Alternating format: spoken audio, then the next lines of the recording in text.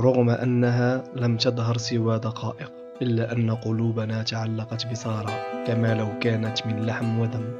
طفلة بريئة تملأ المكان بالدفء، تحب والدها وتهتم به، وتعيش حياة هادئة في عالم على وشك الانهيار. مشاهد الخوف، الركض، الصوت، الانفجار، كلها تضرب براءتها وتجعل قلوبنا تتمزق معها. رأينا فيها أختا، ابنة، وربما نحن أنفسنا، ولم نكن نعرف أن هذه اللحظة ستكون الأخيرة. طلقة واحدة، لحظة واحدة فقط، كانت كافية لكسر قلوبنا وكسر قلب والدها للأبد. هكذا خلدت سارة، لا بالبطولة بل بجرح لا يندمي، وربما لهذا تعلقت بها أرواحنا. سارة لم تكن شخصية جانبية، بل كانت الندبة الأولى في حكاية الألم. No. Listen to me. I know this one. You're gonna be okay, baby. Stay with me. I'm gonna pick you up. I know, baby. I know it hurts. Come on, baby. Please. I know, baby. I know. Sarah. Baby.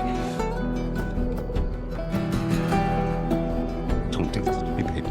Don't do this to me. Come on. No. No. No. No. No. Please.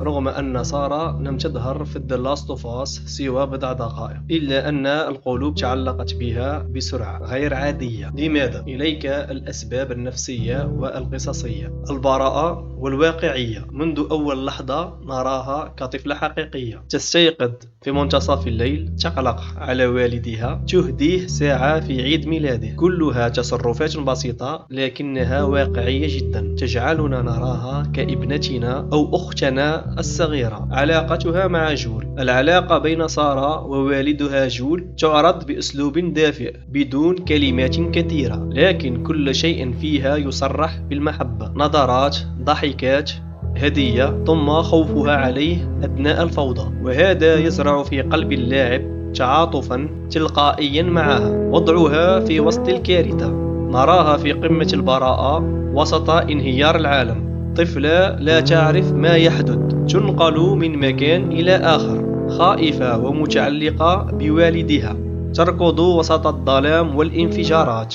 هذا التباين القاسي بين براءتها والخراب يجعل المشهد أكثر قسوة وواقعية. موتها المفاجئ والصادم، لا أحد كان يتوقع أن سارة ستموت.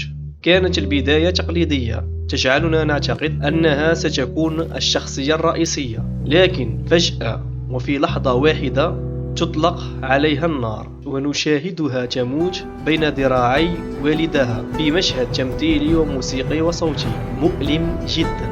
الجرح العاطفي الذي تركته لم ننساها لأنها ماتت بسرعة، تركت أثرا كبيرا في شخصية جول. شبحها ظل يطارد القصة كلها. كلما تعلق جول بإيلي نشعر أن صورة سارة لا زالت في قلبه وفي قلوبنا نحن. لم نحب سارة فقط، بل خسرناها كما لو كانت حقيقة. وهذه من عبقرية The Last of Us، أن تجعلنا نحب ونفقد في أقل من 15 دقيقة.